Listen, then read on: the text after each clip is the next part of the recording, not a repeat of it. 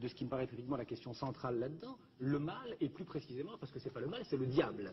Puisque Jésus lui dit, Jésus parle de Satan, il dit que Satan est enfant en lui. Qu'est-ce que Satan? Ce sont les apôtres qui disent ça. Jésus ne le dit jamais. Bon, alors non, il dit l'un d'entre vous, l'un de vous est un démon. L'un de vous est un démon. Qu'est-ce que c'est que Satan?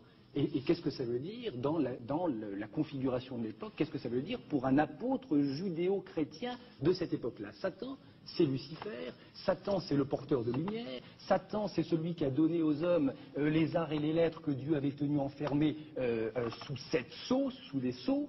Et donc Satan, c'est d'une certaine manière l'intelligence, c'est la clairvoyance, c'est la pénétration, c'est tout ça Satan. Alors moi j'ai tendance à penser que le fait que Judas soit Satan, ça veut dire que dans ce groupe, dans cette cohorte d'apôtres, Judas était celui qui, de manière immanquable, était le plus à même de deviner, de reconnaître ce que Jésus annonçait en ce moment et de reconnaître le Fils de Dieu en Jésus. J'ai tendance à penser que ce message qu'aucun des 11 autres, grâce au diable, bien entendu. Vous admettez l'existence du diable. Ah, jamais l'existence du diable. Et comment? Bien sûr, jamais l'existence du diable. Mais je dis que le diable, on n'aura quand même pas perdu notre soirée complètement. Il reconnaît l'existence du diable. Pourquoi? C'est pour vous j'ai toujours important? Ah bon, ça me paraît essentiel. Pourquoi? Parce que c'est la face cachée de Dieu? Non, de Bernard-Henri. Ah bon? Oui.